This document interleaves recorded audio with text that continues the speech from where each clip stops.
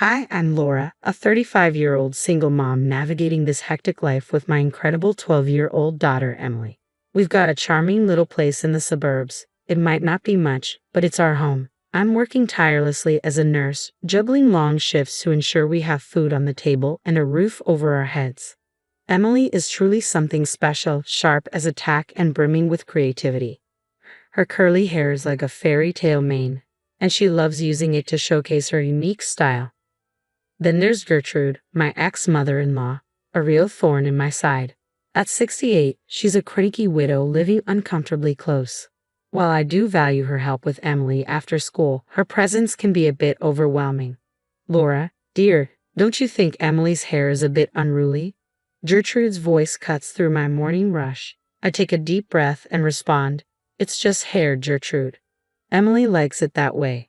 In my day, young ladies knew how to present themselves properly. Gertrude huffs. I bite my tongue, reminding myself that I should be grateful for any childcare help. Thank goodness for Sarah, my best friend and fellow nurse. She's my anchor, always ready to listen or step in with Emily when Gertrude gets particularly unbearable. One day, over coffee, Sarah says, "Girl, I don't know how you put up with that old bat. You've got the patience of a saint." I chuckle and reply, "Believe me, it's wearing pretty thin." Then there's Michael, my neighbor. He's a real gem, always offering to help with odd jobs around the house. I'd be lying if I said I hadn't noticed the way he looks at me. But after the whole mess with Emily's dad, I'm not quite ready to dive back into the dating scene. "Hey Laura, need a hand with that?" Michael calls out as I'm struggling with some boxes in the driveway.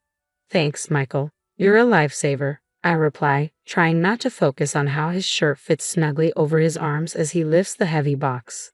But hey, not everything is bad. There are great neighbors and charming handymen. The real drama is the ongoing clash between Gertrude and me over how to raise Emily. One night at dinner, Gertrude scolds, "Emily, sit up straight. A lady doesn't slouch." I notice Emily's shoulders slump even further. "Mom, do I have to listen to her?" Emily asks. "Just do your best, sweetie," I reply, casting a warning glance at Gertrude. We all have different views on what's important. Different views indeed, Gertrude grumbles. "If you just listened to me, Laura, that child wouldn't be so unruly." I tighten my grip under the table. Emily isn't unruly, she's just expressing herself. I won't squash that. Mark my words, Laura, without proper discipline, that girl will end up in trouble. Watching Emily retreat to her room, her wild curls bouncing with each step, I can't help but worry about how long I can maintain this fragile balance. I have a sinking feeling that when it breaks, it won't be pretty. After an exhausting extra shift at the hospital, all I wanted was to hold my little girl and collapse into bed. But as soon as I walked through the door, a sense of dread washed over me. "Emily, sweetie, I'm home," I called out. The silence that greeted me was unsettling. I found her curled up in bed, sobbing. When she looked up, my heart nearly stopped. My beautiful girl's curls were gone, her head shaved clean. "Mom," Emily cried, throwing herself into my arms. "Grandma, while I was sleeping." I held her tightly, trying to comfort her as my mind raced. "Shush, sweetheart, it's going to be okay. We'll fix this."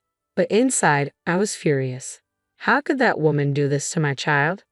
I stormed into the living room where Gertrude sat with an unsettling calm. "What on earth did you do?" I demanded.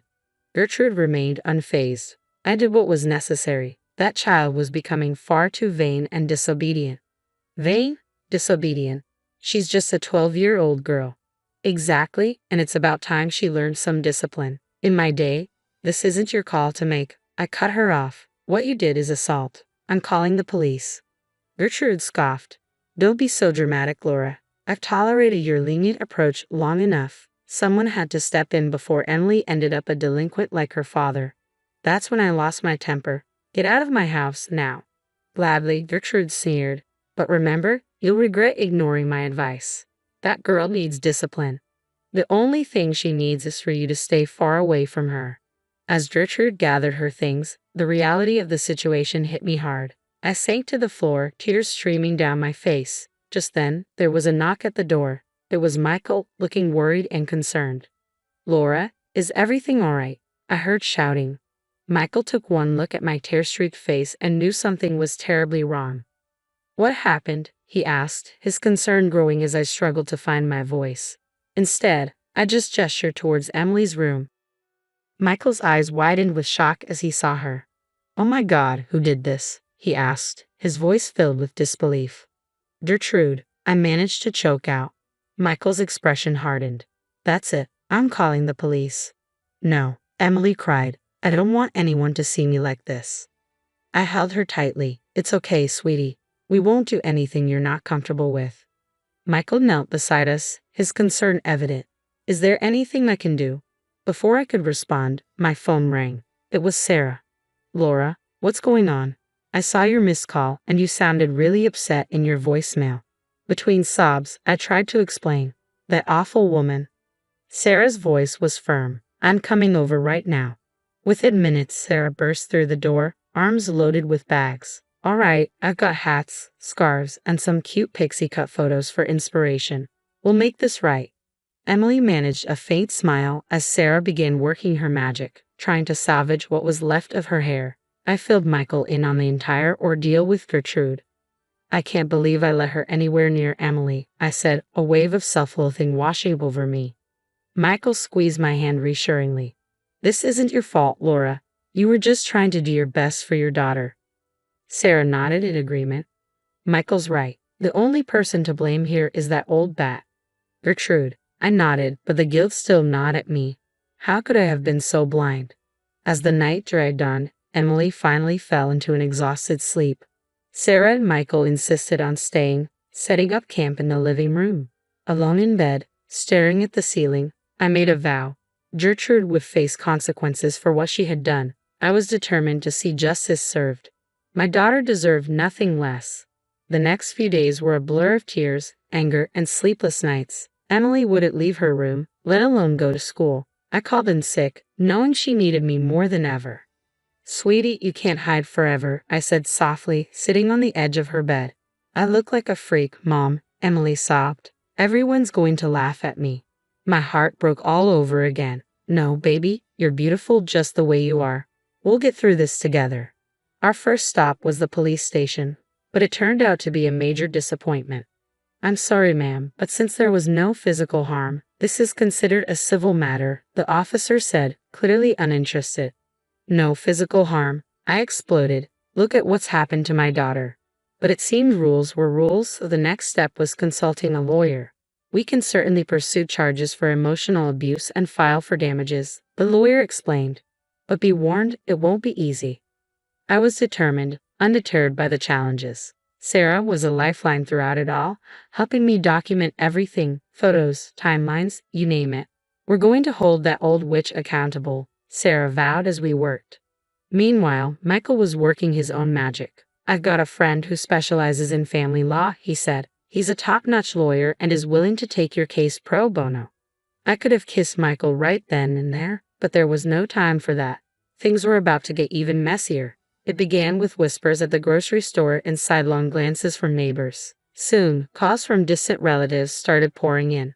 Laura, is it true you've been neglecting Emily? My cousin asked. That's when it hit me. Gertrude was on the offensive, spreading lies that I was an unfit mother. Furious, I vented to Sarah and Michael. That witch is trying to turn everyone against me. But Gertrude had underestimated me. I began digging, reaching out to old babysitters, family friends, anyone who had ever interacted with Emily. The stories that emerged made my blood run cold. One night, Emily confessed through tears. Grandma said if I told you, she'd send me away to boarding school. She used to lock me in the closet when I misbehaved. I pulled her close, a mix of rage and guilt churning inside me. How had I missed this? It's not your fault, sweetheart, I said softly, my voice trembling. I reassured her. I promise you, Grandma will never hurt you again. With Sarah and Michael's help, we devised a plan. We set up hidden cameras around the house and taught Emily how to safely gather evidence if Gertrude tried to contact her. Remember, kiddo, Michael said, demonstrating how to use the voice recorder on her phone. If Grandma calls or shows up, press this button immediately.